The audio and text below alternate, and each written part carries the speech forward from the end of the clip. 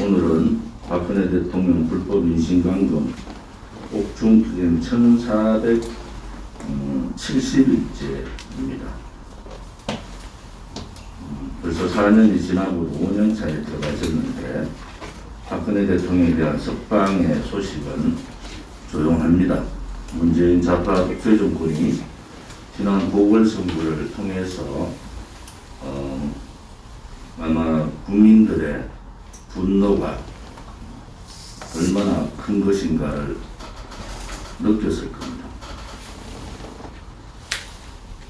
어제 실시된 4.7 서울 부산 보궐선거는 문재인 좌파 독재 정권의 이 오만한 무능력, 무책임, 내로남불 행태에 대한 분명한 서울 시민과 부산 시민, 국민들을 대신하는 서울 시민과 부산 시민들의 표의 결정이었다, 이렇게 봅니다.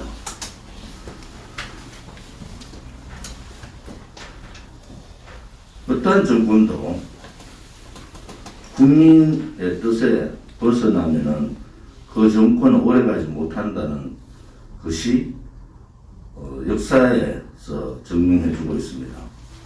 문재인 좌파 독재 정권이 지없는 박근혜 대통령의 촛불 쿠데타를 통해서 거짓 선동으로 국민들을 선동하고 조작 문물을 통해서 박근혜 대통령을 감옥에 보냈지 않습니까? 결국 정통성이 없는 정권에다가 그들의 민낯이 하나하나 드러난 겁니다. 그들의 본질은 정의도 아니고 진실도 아니고 공정도 아니고 그야말로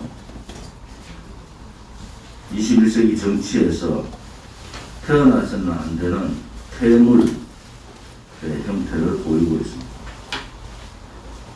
전 세계의 사회주의 경제정책이 다 망했는데도 사회주의 경제정책을 서겠다고 얘기하고 엄연하게 세계 사람들이 인정했는 자유대한민국의 자유민주주의 체제를 무너뜨리겠다고 70년 이상의 한미동맹을 통해서 대한민국의 굳건한 안보와 번영을 함께했던 한미동맹 훼손을 하면서 친중, 종중 행태를 보였습니다.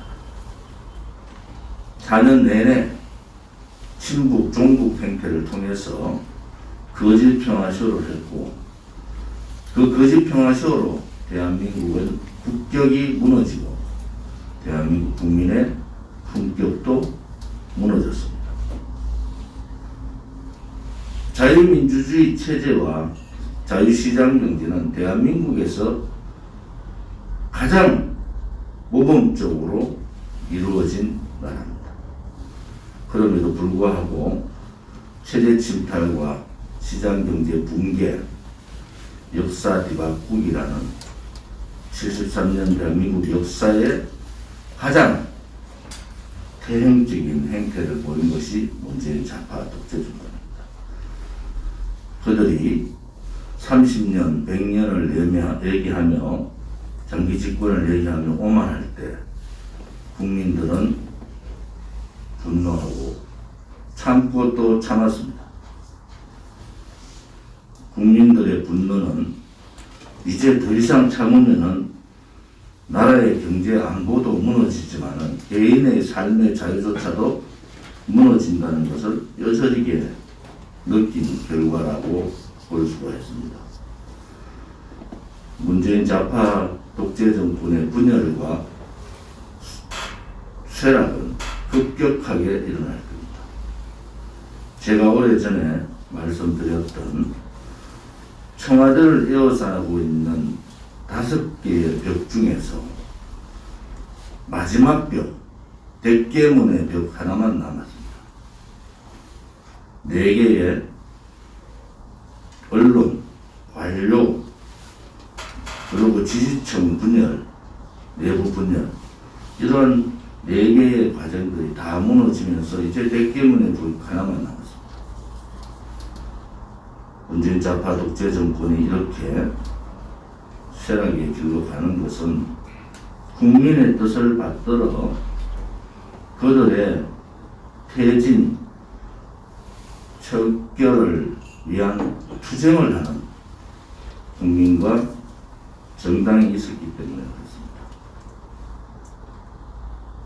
국민의힘이 승리를 하고도 기뻐하지 않는 모습을, 기뻐하지 못하는 모습을 보면서 참으로 가소롭습니다.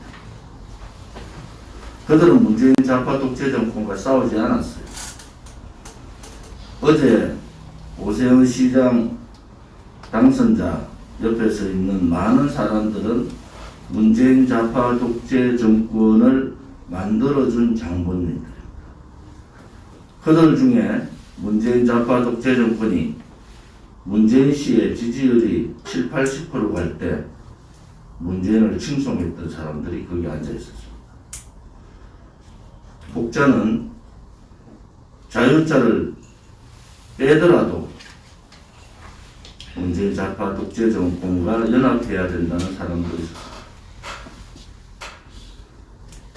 과연 지금의 문재인 파쇼 정권의 실체를 정확하게 꿰뚫고 4년 이상 그들과 하루도 빠짐없이 투쟁하고 그들의 반역사적, 반체제적 행태를 매주 이슈화시켰던 정당은 우리 공화당밖에 없습니다.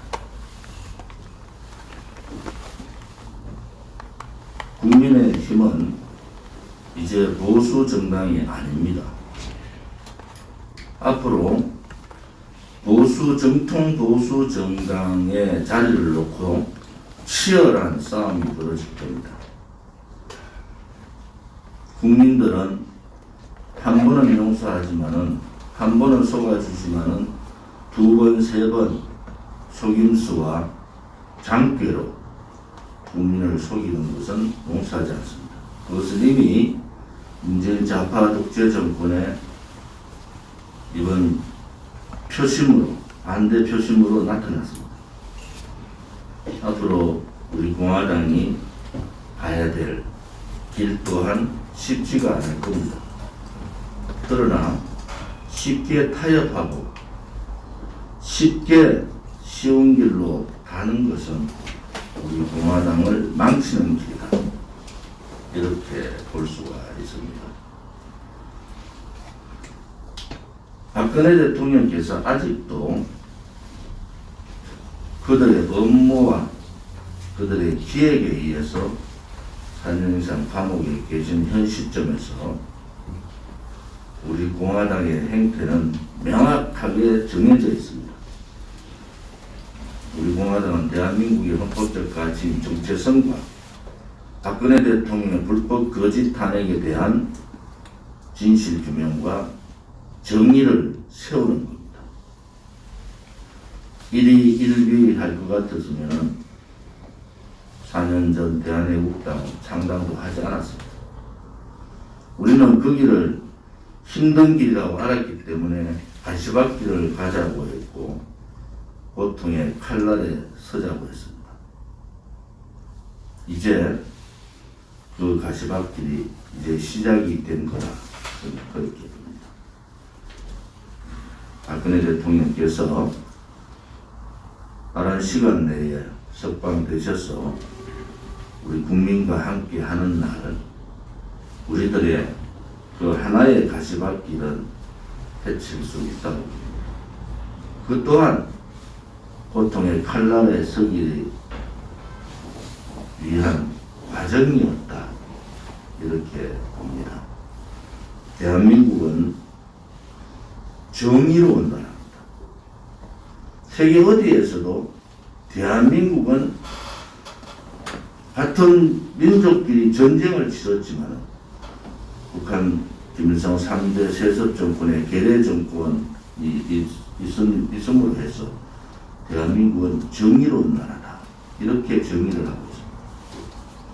또 대한민국 국민의 마음속에 거짓과 부패를 용서하지 않는 마음들이 있습니다. 그것을 국민 정신이라고 그러죠. 우리 또한 거짓과 부패를 용서하지 않는 국민 정신을 기초로 하고 있습니다. 대한민국이 헌법적 가치인 자유민주주의 체제, 시장경제, 위대한 대한민국의 자유대한민국의 역사, 한미동맹을 통한 안보, 이러한 기저에 중요한 것은, 그 중요한 가치는 바로 진실과 정의, 자유입니다. 진실, 정의, 자유가 제대로 꽃피울 수 있는 나라가 우리 공화당이 가고자 하는, 우리 공화당이 만들고자 하는 대한민국입니다. 국민의힘은 오만에 빠질 겁니다. 그들 또한 마땅한 대선 후보가 없어서 굉장한 분열의 상황이 올 겁니다. 혹은 이번 재보궐선거의 승리에 도취하는 자들도 있을 겁니다. 우리 공화당은 국민의 힘을 용서할 수가 없어요. 특히 국민의힘의 뒤에 박근혜 대통령을 탄핵했던 배신 역적자들이 나오는 한에서는 우리는 국민의힘과 함께 할 수가 없습니다. 많은 사람들은 저를 보고 국민의힘에 들어가서 안에 가서 싸우라 이렇게 얘기합니다. 그것은 야합입니다. 우리가 가야 되지 않은 길을 가서는 안 되는 겁니다. 그럴 것 같으면 저는 탈당도 하지 않았어요. 우리 공화당 동지들이 4년이 지나면서 많이 힘들어하는 모습을 봅니다. 또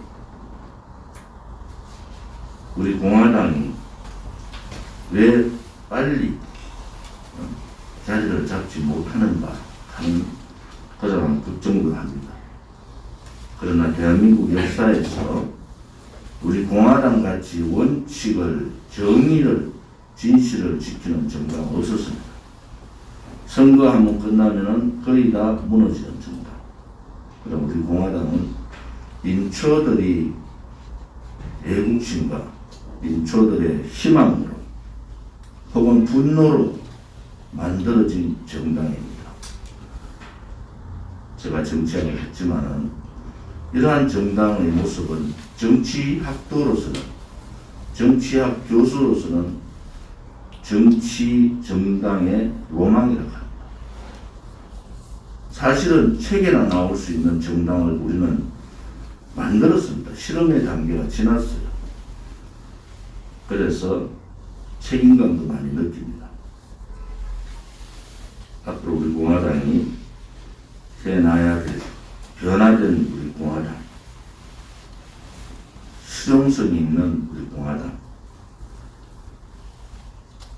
당원들에게 희망과 비전을 줄 수 있는 우리 공화당, 또 국민께 다가가서 국민들께서 변화된 우리 공화당과 함께 할 수 있는 그러한 혁신적 공화당, 우리 공화당의 모습을 보이는 것도 지금의 지도부들의 책임이다.